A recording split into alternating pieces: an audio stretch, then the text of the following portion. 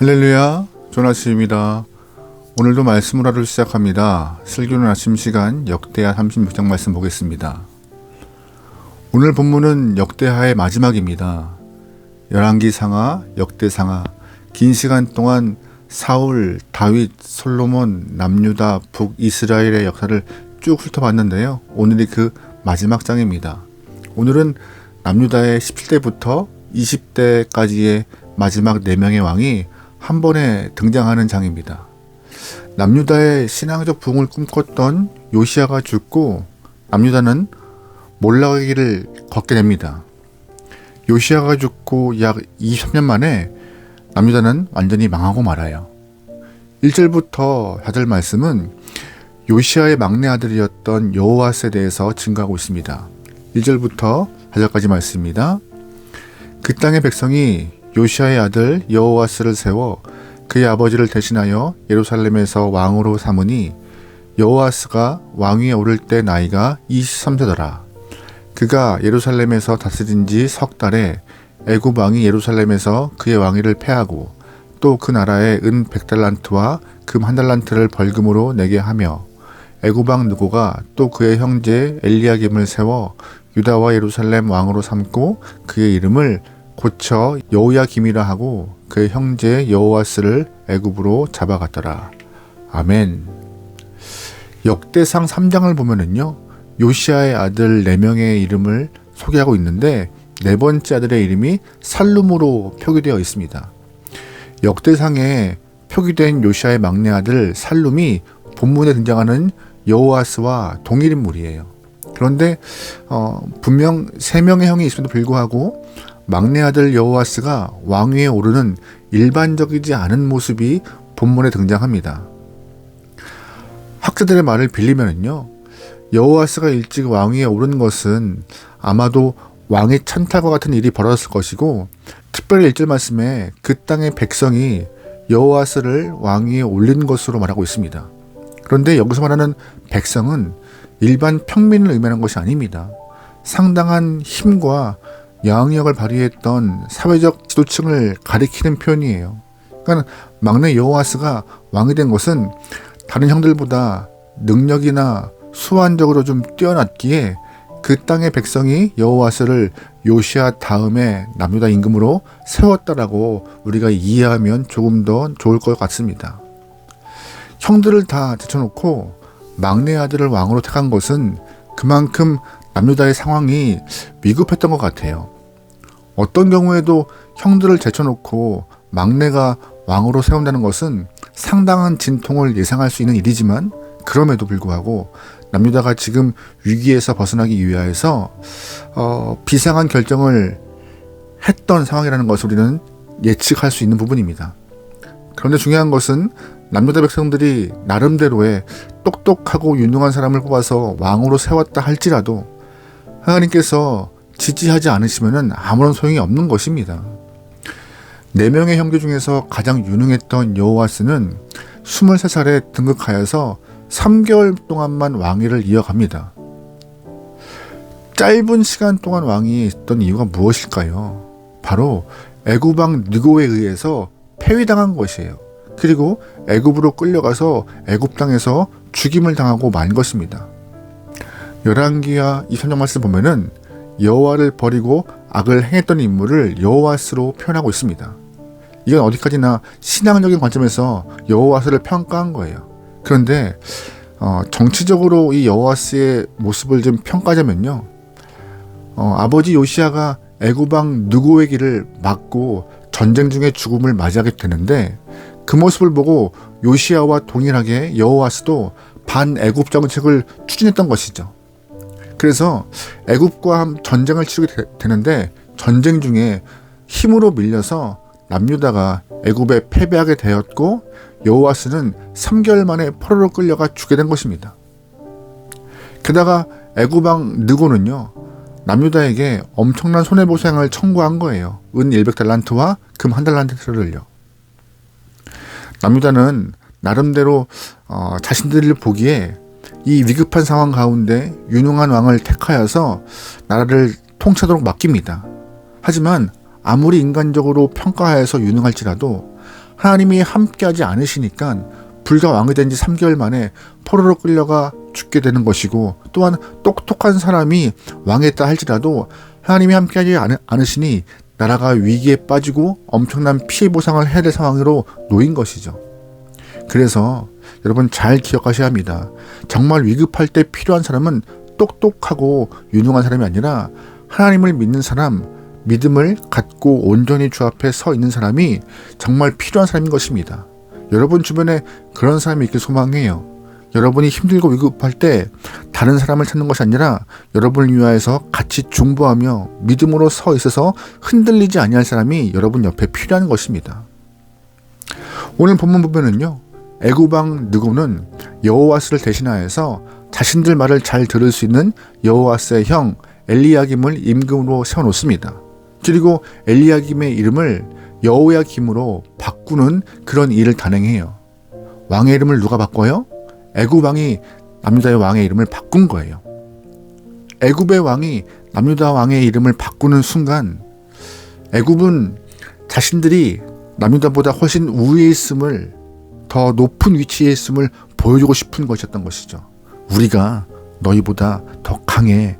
너희는 우리 말을 들어야 돼 라고 왕의 이름을 바꿈으로써 모든 것을 보여준 것입니다. 이름이 다른 나라 왕을 통하여서 바뀜받은 당사자 여호야김은 굉장한 수치와 분노를 갖고 왕위를 이어받게 됩니다. 믿음이 있는 사람이라면, 하나님을 섬기는 사람이라면, 수치를 당하고 왕위에 올랐다면, 무력감과 억울함을 갖고 왕위를 계승했다면 주 앞에 기도하여서 이 모든 상황을 고백하면 좋을 텐데 그렇게 하지 않습니다. 5절 말씀이요. 여호야김이 왕위에 오를 때 나이가 25세라 예루살렘에서 11년 동안 다스리며 그의 하나님 여호와 보시기에 악을 행하였더라. 아멘. 여호야김은 11년 동안 남유다를 통치합니다. 여호야김 자신도 치욕스럽게 왕이 된 것을 알고 있어요. 그래서 누구보다 임금으로서 나라를 잘 다스리고 통치하고 싶었지만 여호야김이 택한 길은 어떤 것이에요? 하나님의 길이 아니었습니다. 8절 말씀이요. 여호야김의 남은 사적과 그가 행한 모든 가증한 일과 그에게 발견된 악행이 이스라엘과 유다 열왕기에 기록되니라. 그의 아들 여호야킨이 대신하여 왕이 되니라. 아멘. 8절에 우리가 보면은 가증한 일이라는 표현이 있어요. 이 가증한 일이란 히브리어 표현으로 빌리자면은 구역질나게 싫다는 뜻입니다. 구역질나게 싫다. 다시 말해서 여호야김이 하나님 보시기에 구역질나는 일들을 많이 행했다는 의미인 것이에요. 여호야김 때 사역했던 예레미야 26장에 여호야김이 행했던 일들을 좀 표현하고 있는데, 예레미야 26장 말씀 보면은 여호야김이 선지자를 죽이고 말씀이 기록된 두루마리를 태우는 악행을 저질렀다고 말씀에 기록하고 있습니다. 여호야김은 성공적인 왕위를 위하여서 선택한 길은 하나님을 구역질나게 하는 일이었고, 성공적으로 왕위를 위해서 선택한 그 길이 세상의 길임을 오늘 본문은 말해주고 있습니다. 결국 그래서 바벨론의 느부갓네살 왕이 여호야김을 결박하여서 바벨론으로 끌고 갑니다. 여호야김은 세상을 택하였지만 반대로 세상에 굴복당하고 치욕당하는 인생이 돼버려요. 궁극적으로 하나님을 떠나니 하나님도 그를 버린 삶이 되었던 것이죠. 우리가 정말 있어야 할 곳, 찾아야 할 곳, 서 있어야 할 자리가 어디인지 잘 봐야 할 것입니다. 조금 더 우리의 치욕스러움을 만회하기 위해서, 또한 우리의 그 무력감을 조금 더 회복하고 억울함을 해결하기 위해서 세상의 방법들을 추구한다 할지라도 그것이 옳지 않음을 잘 기억해야 돼요. 주 앞에 고백하여서 하나님의 방법과 하나님의 능으로 모든 것을 해결해야 함을 우리는 깨닫고 알아야 하는 것입니다. 그래서 우리가 감정적으로 일을 처리하면 안 되는 거예요. 감정보다 앞서 주님, 주의 뜻이 어디 있습니까? 라고 묻고 주의 뜻을 이루기 위해서 애쓰는 그런 삶이 되어야지만이 세상 앞에 굴복당하지 않고 치욕을 경험하지 않은 인생이 되는 것입니다. 잘 기억하셔야 됩니다. 하나님을 떠나면 하나님도 버린 영혼 되는 것입니다. 남유다의 왕은 하나님께서 남유다의 백성을 지키는 목자로 세우신 왕입니다. 그렇다면 남유다 왕은 백성들의 안전을 가장 중요하게 생각해야 돼요. 그런데 본문의 여호야김은 백성의 안전과 나라의 안녕보다 자신의 성공과 자신의 인정을 목표로 삼았기에 결국 반바벨론 정책을 쓰다가 바벨론의 포로로 끌려가고 결국 비참한 삶으로 인생이 마감됩니다. 하나님을 구역질나게 하면 비참함이 남는 것 뿐이에요. 여러분은 어떠한 삶을 선택하시겠습니까? 하나님을 기쁘게 할 수 있는 영혼 되어서 하나님께 쓰임받기 소망합니다. 세상 길을 택하여서 하나님을 구역질나게 하는 가증한 일 행하지 않기 소망합니다. 아멘. 그리고 19대 왕인 여호야긴이 등극합니다. 9절 말씀이요. 여호야긴이 왕 위에 오를 때 나이가 8세라 예루살렘에서 석 달 열흘 동안 다스리며 여호와 보시기에 악을 행하였더라. 아멘. 여호야긴이 석 달 열흘 꼭 100일 동안 통치했다고 말하고 있습니다. 그런데 100일 동안의 통치의 길이 악한 길이었다고 9절 말씀은 말해요. 그리고 여호야긴 때 다시 한번 똑똑한 젊은이들이 모두가 바벨론으로 붙잡혀가는 아주 치욕스러운 일을 경험하게 돼요. 사실 이때 남유다가 망한 거나 마찬가지였거든요. 그리고 남유다의 마지막 왕 시드기야가 왕자에 앉습니다. 그는 요시야의 세 번째 아들인데요. 연령상으로 볼 때 아버지 요시야가 신앙적으로 나라를 통치했으며 믿음으로 다스리려고 애썼던 것을 다 보았던 아들이었어요. 그러나 시드기야의 모습은 12절에 이렇게 표현되고 있습니다. 12절 말씀입니다. 그의 하나님 여호와 보시기에 악을 행하고 선지자 예레미야가 여호와의 말씀으로 일러도 그 앞에서 겸손하지 아니하였으며. 아멘. 하나님께서는 시드기야가 하나님을 신뢰할 수 있도록 예레미야를 붙여서 말씀을 들려주십니다. 그럼에도 불구하고 시드기야는 듣지 않고 몰락하는 삶을 살게 돼요. 근데 말씀 보면은요, 오늘 본문에서 왕들만 주님을 향해서 귀를 닫고 악한 길을 걸어간 것이 아니었습니다. 남유다의 백성 또한 다 같이 악한 길을 걷게 되었던 것이에요. 17절부터 16절까지 말씀입니다.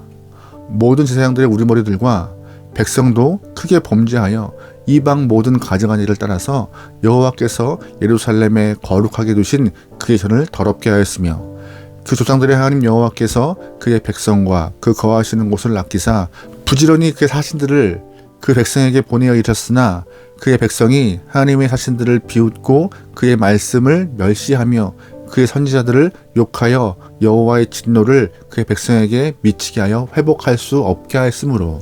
아멘. 역대 기자는 마지막 남유다가 망한 이유가 이렇게 앞에서 언급한 왕들의 그런 타락함, 주님을 등졌던 모습만 있는 것이 아니라 제사장, 백성도 모두가 다 죄악된 길을 걸어왔음을 지적하고 있습니다. 제사장들은 백성들에게 구별된 삶을 가르쳐야 하고 그러한 삶을 살아내야 하는 것이에요. 그러나 오히려 스스로 먼저 탐욕과 타락의 길을 걸었던 영혼이 제사장들이라고 본문은 말해요. 리더의 타락은 백성들에게도 그대로 이어지고 있어요. 백성들 또한 역시 이방의 모든 가증한 일들을 일삼았을 뿐만 아니라 하나님께서 끊임없이 보내서 선지자를 비웃고 그들을 멸시하고 그들을 고발하고 있습니다. 즉 하나님의 진노와 그 멸망에 대한 책임은 왕들에게만 있지 않고 리더들에게만 있지 않고 동시에 살았던 모든 사람에게 있음을 오늘 본문은 우리에게 말하고 있습니다. 이 말씀이 오늘 우리에게 주는 의미가 참 강해요. 우리는 이 땅에서 성도로서 신앙인으로서 어떠한 모습을 갖고 있는가? 우리는 항상 다른 사람을 향하여서 옳다, 그르다, 저거는 신앙인으로서 바르지 않다라고 평가를 하기 좋아하죠. 하지만 정작 나 또한 주님 보시기에 주님이 우리를 평가하면 나는 정직한 삶을 살고 있는가, 온전한 모습으로 갖고 있는가 스스로 볼 수 있는 기회가 필요한 때인 것 같습니다. 우리는 어떠한 모습이죠? 우리는 어떠한 자세로 살아가고 있죠? 다른 사람을 향하여서 손가락질하기보다 나의 모습을 반성하며 주님의 말씀과 대하여서 어떻게 살아가고 있는지 반성하기 소망합니다. 그래서 하루하루의 삶이 더욱더 세상이 아닌 주님 곁에 가까이 갈 수 있는, 주님의 뜻에 부합될 수 있는 여러분의 삶이 되기를 주의로 축원합니다. 아멘. 오늘도 승리합시다. 기도하시겠습니다. 하나님, 우리의 삶이 하나님의 기쁨 되기 원합니다. 우리의 순간순간이 주의 말씀을 기준 삼아 선택하고 우리의 모든 행위가 주님의 말씀에 부합되게 나오니 우리의 삶을 이끌어가 주시옵소서. 내 안의 중심과 내 안의 기준은 어디에 있습니까? 세상의 뜻과 세상의 방법이 기준이 아니라 주님의 마음과 주님의 뜻이 기준되어서 이 땅 가운데 승리할 수 있도록 우리를 주장하여 주시옵소서. 다른 사람을 평가하기보다 나를 먼저 말씀에 대비하여서 내 삶을 반성하며 꾸준히 끊임없이 주님과 살아가기 위하여서 애쓰는 영혼 되게 나오니 주님, 우리의 삶을 이끌어가 주시옵소서. 모든 걸 맡기오며 예수님의 이름으로 기도합니다. 아멘.